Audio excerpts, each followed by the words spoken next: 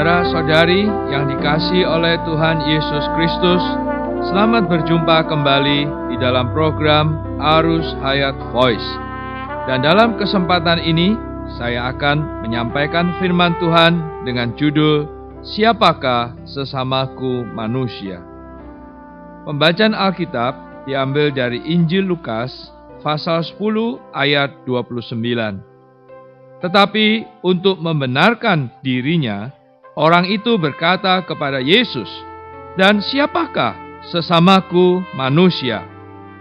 Suatu hari, seorang ahli Taurat bertanya kepada Yesus, "Guru, apa yang harus kuperbuat untuk memperoleh hidup yang kekal?" Tuhan Yesus bertanya kepadanya, "Apa yang tertulis dalam hukum Taurat?" Berdasarkan hukum Taurat, dia berkata bahwa untuk menerima hidup yang kekal, harus membayar harga dua aspek mengasihi. Kisah ini tercatat di Lukas pasal 10 ayat 25 sampai 37. Ahli Taurat telah menemukan penilaian terhadap hidup yang kekal. Tuhan juga mengakui penemuannya tidak salah. Tetapi untuk membenarkan dirinya sendiri, dia bertanya, "Siapakah sesamaku manusia?" Hukum Taurat mencatat bahwa aku harus mengasihi Allah. Ini aku jelas. Tetapi untuk mengasihi sesamaku manusia seperti diri sendiri, siapakah sesamaku manusia ini? Maka Tuhan memberinya satu jawaban. Jawaban Tuhan menampakkan kepadanya bahwa yang dia perlukan bukan sesamanya manusia untuk dikasihi, tetapi sesamanya manusia yang mengasihinya. Dia tidak mengenal dirinya sendiri, mengira dia memiliki kekuatan untuk mengasihi sesamanya manusia. Tetapi Tuhan menunjukkan kepadanya bahwa dia hanya seorang dosa yang gersang. Dia memerlukan seorang sesamanya untuk mengasihinya. Karena itu Tuhan mengisahkan sebuah cerita, perumpamaan orang Samaria.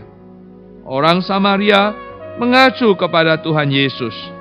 Dia datang ke tempat orang yang terluka itu. Dalam bahasa aslinya, kata perjalanan menunjukkan arah yang berbeda dengan jalan yang ditempuh ketiga orang sebelumnya. Dia datang dari arah yang berlawanan. Tuhan Yesus adalah orang Nazaret yang dipandang rendah. Hari ini dia datang ke tempat Anda. Hati Tuhan Yesus tergerak oleh belas kasihan. Tuhan Yesus menuangkan minyak dan anggur atas luka-lukanya. Minyak di sini mengacu pada Roh Kudus, dan anggur mengacu pada hayat dan darah.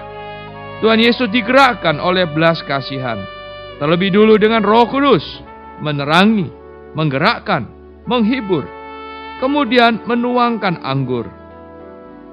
Anggur terbuat dari sari anggur. Sari anggur adalah darah anggur, juga adalah hayat anggur. Jadi anggur di sini melambangkan darah Tuhan dan hayat Tuhan. Minyak membuat Anda mendapatkan pendirisan. Anggur membuat Anda mendapatkan kesembuhan dan kekuatan. Dia menaikkan orang itu ke atas keledai tunggangannya. Keledai di sini melambangkan cara Tuhan bekerja di bumi. Naik tunggangannya berarti berperilaku dalam cara Tuhan Yesus bekerja, melayani Allah seperti orang Nazaret yang rendah hati itu. Kemudian Tuhan membawanya ke tempat penginapan. Tempat penginapan mengacu kepada gereja. Dari atas bumi, gereja adalah tempat penginapan agar manusia mendapatkan suplai.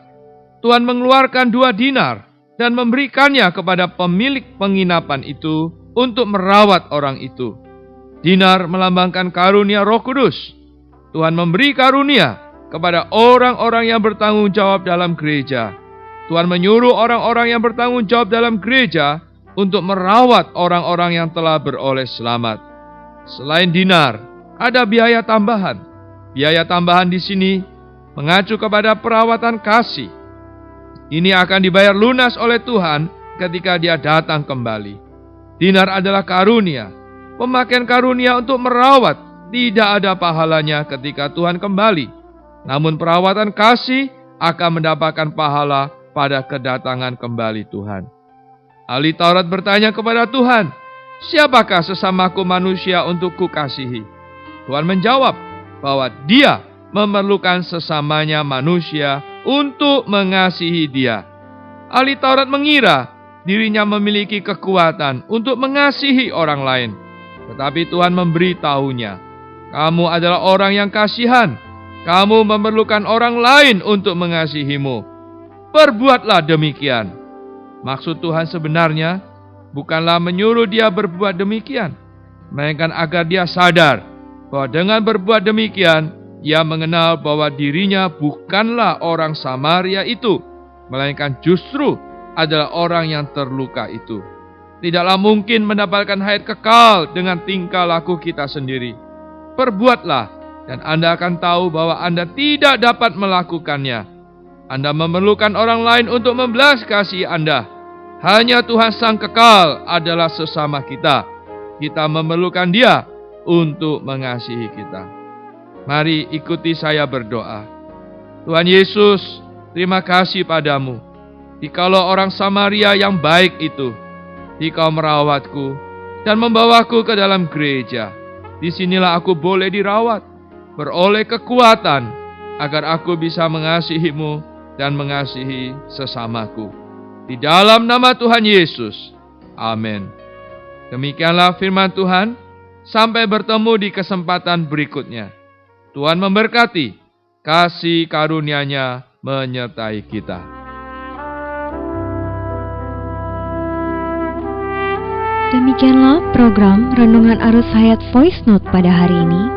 Dan jika Anda tertarik untuk memiliki voice note tersebut beserta seri-seri sebelumnya, Anda dapat mendownload di website kami di www.pemulihan.or.id atau dapat menghubungi kami via BlackBerry dengan nomor PIN 282554-7F yang berpusat di Jakarta dan di nomor PIN 27EB5F7D yang berpusat di Surabaya. Semua respon beserta pertanyaan juga bisa dikirimkan langsung melalui Facebook kami di Arus Hayat Voice atau melalui email di arushayatvoice@gmail.com. Tuhan Yesus memberkati kita semua.